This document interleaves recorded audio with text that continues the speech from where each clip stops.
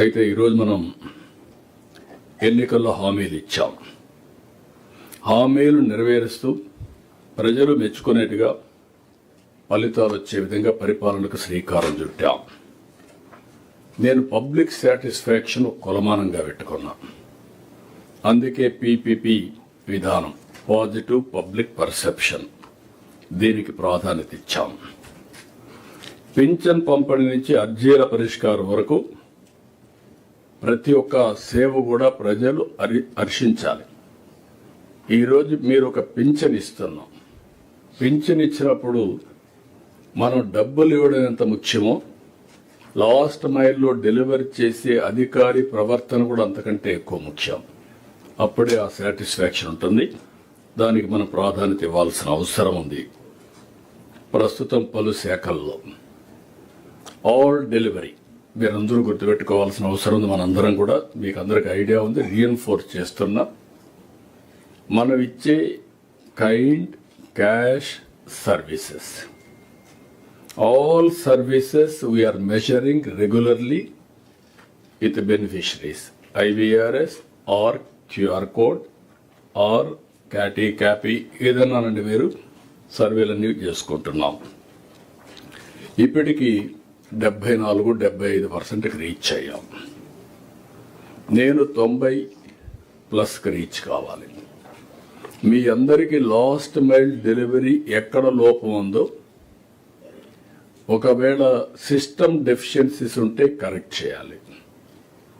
వ్యక్తుల యొక్క capacity problem ఉంటే you have to build capacity building. అల్టిమేట్గా నేను చూశాను, టెస్ట్ చేశాను డేటా. టెస్ట్ చేస్తే బాగా చేసింది ఎక్కడ అప్రిషియేట్ చేస్తున్నారు. ఎక్కడన్నా కానీ మిస్ఫైర్ అయితే మాత్రం ఇమ్మీడియట్గా ఇది హైలైట్ అవుతుంది. ఈ విషయం కూడా మీరు గుర్తుపెట్టుకోవాల్సిన అవసరం ఉంది. అందుకే నేను 90% సంతృప్తి లక్ష్యం, సీఎస్ స్థాయి నుంచి గ్రామ స్థాయి వరకు అందరం కూడా సమిష్టిగా పనిచేయాలి. మినిస్టర్స్ దగ్గర నుంచి లాస్ట్ మైల్లో ఉండే ప్రజాప్రతినిధి కూడా ప్రజలకు జవాబుదారీతనంగా ఉండాలి.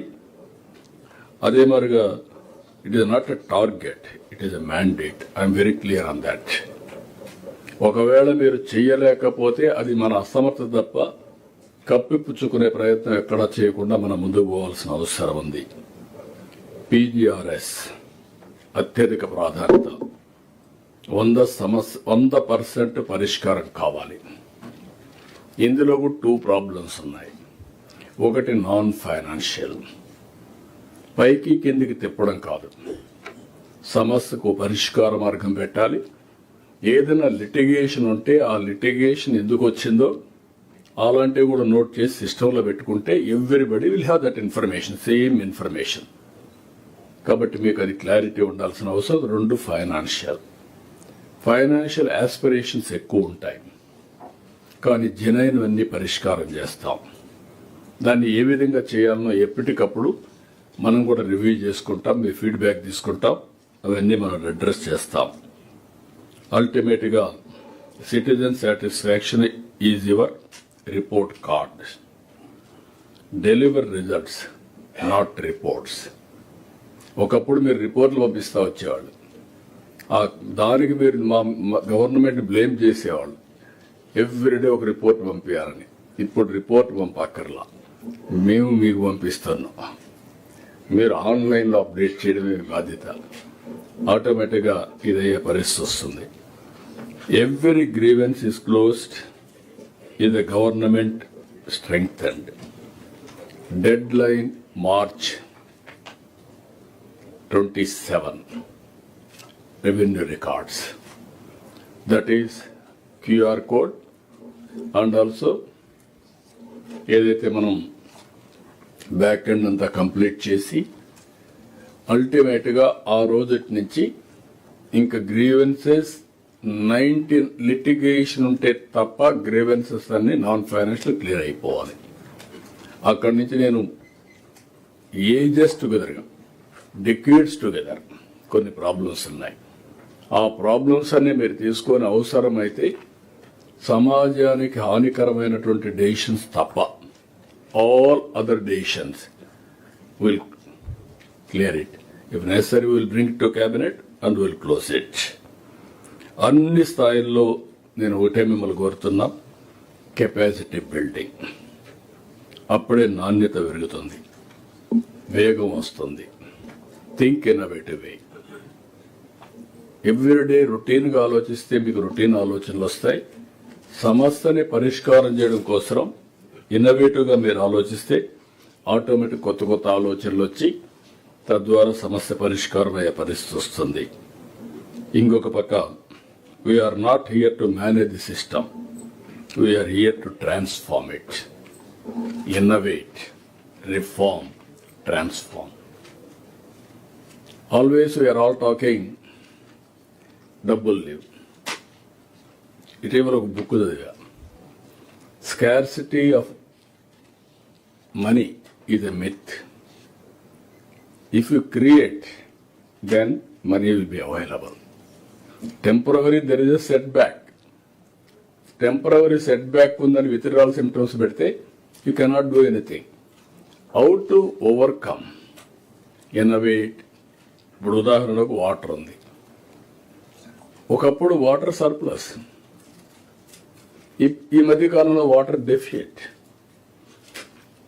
ఎక్కడ చూసినా సమ్మర్ వచ్చిందంటే ఏ పాలిటీషియన్ మీద కుండలు ప్రదర్శిస్తారు, బిందెలు తెచ్చి రోడ్డుకు అడ్డంగా పెట్టి వీళ్ళు దానికి పోవడమే మానేస్తున్నారు. ఇప్పుడు ఆ ప్రాబ్లం లేదు. This where we are in a position to. ఒకప్పుడు నేను చూశాను మదనపల్లి 15 days, 10 days వాటర్ ఇచ్చాం. That is not far away, 2014. ఈరోజు అక్కడ నీళ్ళన్నీ ట్రాన్స్ఫార్మ్ అయ్యి ఆ ఎక్స్పెరిమెంట్ కూడా నేను మాట్లాడతాం. అంటే అది మన చేతల్లో ఉంది, అలాంటి మనం చేశాం. నేను మళ్ళీ welfare, development, empowerment, wealth creation ఒక సైకిల్. ఈ సైకిల్ని ప్రాపర్గా ఎవరైతే మాస్టరైజ్ చేస్తారో అక్కడ స్కార్సిటీ ఉండదు. ఈ విషయం కూడా మీరు గుర్తుపెట్టుకోవాల్సిన అవసరం ఉంది. అభివృద్ధి లేకుండా సంపద లేదు, సంపద లేకుండా సంక్షేమం లేదు, సమాజాన్ని ఎంపవర్ చేయలేము. ఈరోజు సో కాల్డ్ డెవలప్డ్ నేషన్స్ అనే ఒకప్పుడు మనలాంటి సమస్యలు ఫేస్ చేశారు. మళ్ళీ మళ్ళీ చెప్తున్నా మీ అందరికీ, ఒకప్పుడు సెంచురీస్ తీసుకున్నారు అమెరికన్ ఎకానమీ.